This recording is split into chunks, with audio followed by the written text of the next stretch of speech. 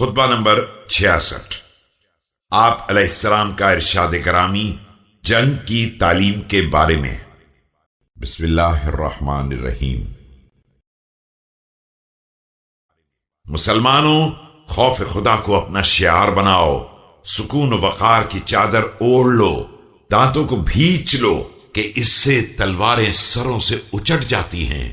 زرہ پوشی کو مکمل کر لو، تلواروں کو نیام سے نکالنے سے پہلے نیام کے اندر حرکت دے لو۔ دشمن کو ترچھی نظر سے دیکھتے رہو اور نیزوں سے دونوں طرف وار کرتے رہو۔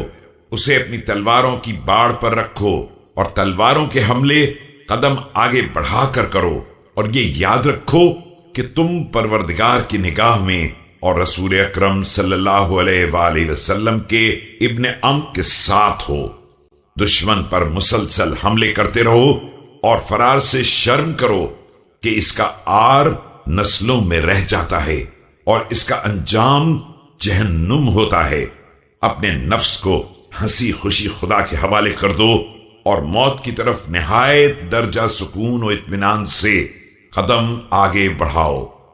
تمہارا نشانہ ایک دشمن کا عظیم لشکر اور تناب دار خیمہ ہونا چاہیے کہ اسی کے وسط پر حملہ کرو کہ شیطان اسی کے ایک گوشے میں بیٹھا ہوا ہے۔